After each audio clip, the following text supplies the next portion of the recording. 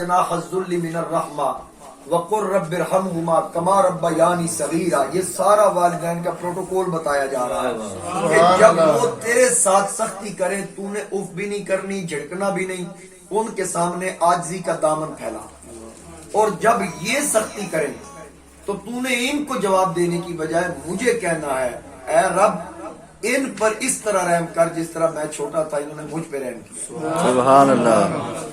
ایک صحابی اپنی والدہ کو کندھوں پر اٹھا کر بیت اللہ کے چکر لگواتا، یعنی 7 چکر لگوائے، لگوانے کے بعد حضور علیہ السلام کی بارگاہ میں عرض کرتا ہے یا رسول اللہ صلی اللہ علیہ وآلہ وسلم، کیا میں نے اپنی والدہ کی خدمت کا کوئی حق ادا کیا ہے؟ فرمایا تو نے کیا کیا ہے؟ کہتا جی میں نے 7 چکر لگوائے ہیں بیت اللہ کے کندھوں پہ اٹھا کے۔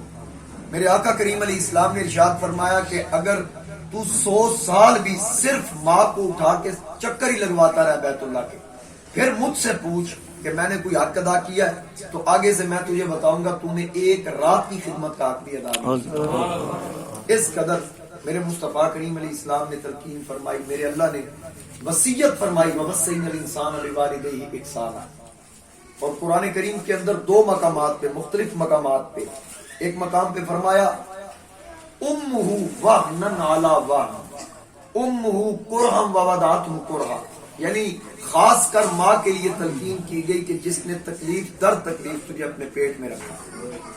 پھر وفصالہ فی عامین، 2 سال تک تجھے اپنا دودھ پلایا۔ اللہ فرماتا ہے انشکر لی ولی والدی، میرا بھی شکر ادا کر، اپنے والدین کا بھی شکر ادا کر۔ اس قدر تلقین کی جا رہی ہے۔ میرے آقا کریم علیہ السلام کے ایک صحابی تھے حضرت ابو ہریرہ رضی اللہ تعالیٰ عنہ، آپ کی والدہ جو تھی وہ حالت کفر میں تھی، حضرت ابو ہریرہ سے بھی کہتی کہ یا نبی کا در چھوڑ یا میرا گھر چھوڑ، وگرنہ آج کے بعد یہاں جگہ نہیں اگر تو کلمہ نہیں چھوڑے گا۔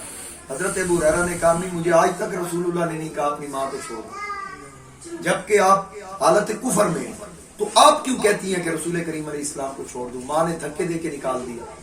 حضرت ابو ہریرہ روتے روتے حضور کی بارگاہ میں آ گئے، نبی علیہ السلام نے پوچھا کیا ہوا؟ کہا میری ماں نے دھکے دے کے نکال دیا۔ حضور علیہ السلام نے فرمایا تو نے کوئی بے ادبی تو نہیں کی نا آگے سے؟ نہیں یا رسول اللہ میں نے نہیں کی۔ فرمایا بس ٹھیک ہے تو یہاں رہ۔ ابو ہریرہ بیٹھ گئے۔ جب رات کی گھڑیاں قریب آ رہی تھی، سورج غروب ہو رہا تھا، ابو ہریرہ کے چہرے پہ پریشانی کے اثرات سرکار نے دیکھے، پوچھا کہ اب تیری پریشانی کیسی ہے؟ عرض کی یا رسول اللہ اب رات کا وقت قریب آ رہا ہے، مجھے ماں کی یاد آ رہی ہے کہ جب تک میں اس کو دبا نہ دوں، مٹھیاں نہ بھروں، وہ سوتی نہیں ہے۔ آج میں نہیں ہوں گا تو ماں سوئے گی کیسے؟ جب پانی کی طلب ہو تو پانی کا پیالہ میں پیش کرتا ہوں، آج میں نہیں ہوں گا تو ماں پانی کس سے مانگے گی؟ حالانکہ دھکے دے کے نکال دیا۔ یہ میرے نبی کی تعلیمات ہے جو اظہار میرے نبی کا صحابی حضور کے سامنے کر رہا ہے۔ تو آقا کریم علیہ السلام نے فرمایا کھول کے بیان کر، تو چاہتا کیا ہے؟ عرض کی یا رسول اللہ میں چاہتا ہوں آپ اشارہ کریں تو ڈوبا سورج پلٹ آئے، چاند کے 2 ٹکڑے ہو جائے، آپ اس طرح دیکھیں تو قبلہ بدل جائے، تو آپ کی رب نے ٹالنی نہیں، موڑنی نہیں، آپ میری ماں کی ہدایت کے لیے دعا کریں۔ حضور علیہ السلام نے اسی وقت ہاتھ اٹھا لیا۔ سرکار نے ہاتھ اٹھائے تو ابو ہریرہ نے دوڑ لگا دی۔ ایک صحابی نے پکڑ کے کہا دوڑ کے کہاں جا رہا ہے؟ حضور دعا کر رہے ہیں۔ کہتا یہی تو دیکھنا ہے، گھر جا کے چیک کرنا چاہتا ہوں میں پہلے پہنچتا ہوں یا محمد کی دعا پہلے پہنچتا ہوں۔ سبحان اللہ، سبحان اللہ۔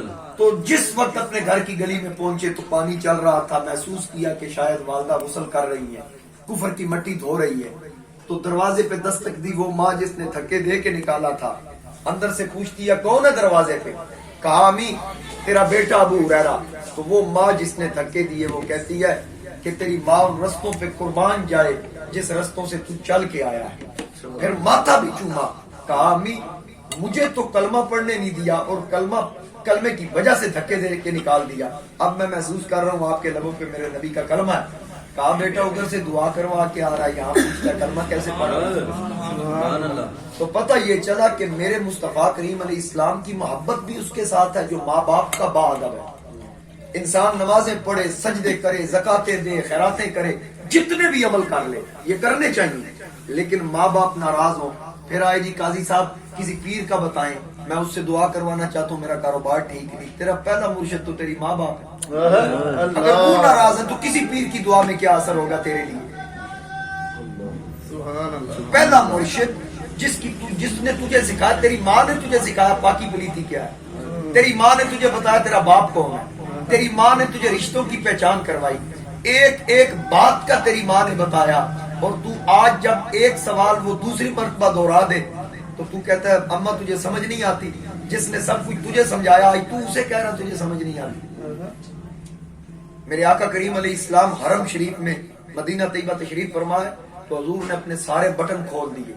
खोल के आका करीम अलैहिस्सलाम ने, एक सहाबी था, एक ताबी था, हजरत उवैस करनी, उनको आवाजें दी, बखे बखे या उवैस, वाह वाह वाह उवैस वाह, ऐसे हुजूर ने सदाएं लगाई। तो साहबा ने अर्ज की आका आप कह रहे हैं वाह उवैस वाह उवैस, उवैस उवैस ने क्या किया और उवैस है कौन, हमने तो आज तक देखा नहीं। मेरे नबी अलैहिस्सलाम ने फरमाया मुझसे मोहब्बत करता है, इश्क करता है, मेरा उसने कलमा पढ़ा हुआ है लेकिन उसने मेरी जियारत नहीं की, चाहता मुझे टूट टूट कर है। आका फिर इतना इश्क रख के भी आपको मिलने नहीं आता। हुजूर अलैहिस्सलाम ने फरमाया उसकी माँ बूढ़ी है, इस खौफ से नहीं आता अगर मैं हुजूर की बारगाह में जाऊं पीछे से माँ मर ना जाए, क्योंकि वो यमन में रहता है, सफर लंबा है, तो हर वक्त उस नाबीना औरत की खिदमत में रहता है। तो आपने वाह वाह क्यों की? आका करीम ने फरमाया वाह वाह इसलिए की कि जब वो माँ की खिदमत करता है, खुश हो के वो माँ दुआएं देती है, तो अर्श पे खुदा वाह वाह कर देता है, फर्श पे मुस्तफा वाह वाह। तो जो अपने वालिदैन से मोहब्बत करता है, हम हुजूर को हर बंदा याद करता है या नहीं करता? हर बंदा, आपने सना खानों को सुना कितनी खूबसूरती के साथ हुजूर की बारगाह में हदिया कीदत पेश किया, हर बंदा नबी को याद करता है। लेकिन कमाल मुकद्दर है उवैस का, माँ की खिदमत की वजह से नबियों का ताजदार उसे याद कर रहा है, उससे नबी अलैहिस्सलाम याद फरमा रहे हैं और सीने के बटन खोल के कहते हैं मुझे इधर से मोहब्बत और इश्क की हवा आ रही है। क्या अच्छी बात, सुभान अल्लाह। और फिर मेरे नबी अलैहिस्सलाम ने अपना कुर्ता उतार दिया, उतार के हजरत सैयदना फारूक आजम और सैयदना मौला कायनात रज़ियल्लाहु ताला अन्हुमा इनको देख के फरमाया कि ए उमरो अली, अगर तुम में से किसी को उवैस मिल जाए उससे मेरा सलाम कहना और मेरा ये कुर्ता उसको तोहफे में पेश कर देना, और उससे कहना हुजूर फरमाते थे मेरी उम्मत की बख्शिश की दुआ करना। सुभान अल्लाह, सुभान अल्लाह। अभी आप सुन रहे थे मौलवी साहब नात की सूरत में आपको बता रहे थे कि कुफार बैतुल्लाह के पास खड़े होके कहते हैं अल्लाहुम्मा इन काना हाज़ा वल हक़्क़ मिन इंदिका फअमतिर अलैना हिजारतन मिनस समा, या अल्लाह तेरा सच्चा रसूल है, हम तो इसे मानते नहीं, अगर ये सच्चा है तो फिर हम पे पत्थर बरसा आसमान से, फअमतिर अलैना हिजारतन मिनस समा, आसमान से पत्थर बरसा, अभी तीन अभी अज़ाबिन अलीम, कोई और अज़ाब है वो भी नाज़िल कर दे, हम नहीं मानते। रब फरमाता मा कान अल्लाहु लियुअज़्ज़िबहुम व अंत फ़ीहिम, महबूब इनमें रहता तू हो, मैं अजाब नाज़िल जहां आप होते हैं मैं अजाब नाज़िल नहीं करता। अब पता ये चला कि रसूल करीम जहां मौजूद हो वहां अजाब नहीं होता। इतनी शानों वाला नबी कह रहा हो ऐसे कहना मेरी उम्मत की बख्शिश, इसकी क्या हिकमत थी? इसमें हिकमत ये थी मेरे रसूल करीम अलैहिस्सलाम ने इशारा दिया कि जिसकी माँ राजी हो ना अल्लाह उसकी दुआ रद्द नहीं करता। तो जो खुदा न खास्ता इम्तिहान अल्लाह की तरफ से आता है, अगर कोई परेशान हो सबसे पहले देखे माँ नाराज तो नहीं है, तो फिर बेशक जिन्ने बड़े मर्जी पीर को तोड़ जाओ। अगर माँ नाराज है कोई किसी की दुआ में आपके लिए, वो पीर की दुआ में असर होगा लेकिन आपके लिए वो असर नहीं करेगा जब तक माँ बाप राजी ना हो। इबादत कर, रियाजत कर, सदके कर, खैरात कर। मौलाना रूम मसनवी में एक हिकायत लिखते हैं कि एक शख्स था, एक ही उसका छोटा सा बेटा और उसकी बीवी, बाप भी उसी के पास था। एक दिन उसकी बीवी ने कहा कि अपने बाप को घर से निकालो, अगर ये नहीं जाएगा तो मैं निकल जाऊंगा। और उसने बीवी के हाथों मजबूर हो गया, बाप को लिया, एक कंबल लिया, अपने छोटे बेटे को भी साथ लिया, बाप को जंगल में छोड़ने गया। वहां बाप को जंगल में छोड़कर कंबल दे के कहा मेरी बीवी मुझे कहती है कि अगर तेरा बाप रहेगा तो मैं नहीं रह सकती। अब्बा जी आपकी पता नहीं अब कितनी जिंदगी है, चंद दिनों की जिंदगी आप यहाँ गुजारें, मैं कभी कभी आपसे मिलने आ जाया करूंगा लेकिन मेरा गुजारा नहीं चलता, आप अगर घर में हो। कंबल दे के वो वापस पलटा तो वो जो उसका छोटा बेटा था ना, उसने अपने दादा का वो कंबल उठा लिया, उठा के उसके दो टुकड़े करके आधा दे के आधा अपने कंधे पे रख के बाप से कहता है चलो अब्बा जी। उसने कहा कि ये कंबल तूने फाड़ा क्यों है? कहा अब्बा जी आज आप अपने बाप को छोड़ने आए हैं, कल मैंने आपको छोड़ने आना तो मैं कंबल का बंदोबस्त आज ही करके जाऊंगा। اتنی بات کی وہ نوجوان فوری اپنے باپ کے قدموں میں گر گئے، ہاں، کیونکہ کما تدین تدان یہ عربی کا معقولہ ہے، اور ہم اردو میں کہتے ہیں جیسا کرو گے ویسا کرو، انگلش میں کہتے ہیں ٹٹ فار ٹیٹ، جو کرنا ہے، اور پنجابی میں کہتے ہیں جو بونا وہی کٹنا ہے۔ اس لیے یہ یاد رکھنا یہ کہاوتیں ایسے نہیں بنی، اور جو ماں باپ کا بے ادب ہوتا ہے اس کو آخرت میں تو سزا ملنی ہے، جو ماں باپ کا بے ادب ہے وہ دنیا میں بھی سزا بھگت کے جاتا ہے، یہ ہو ہی نہیں سکتا کہ دنیا میں اس کو سزا نہ ملے۔ ہمیشہ یاد رکھیے، والدین کو راضی رکھیے جن کے دنیا سے پردہ کر گئے۔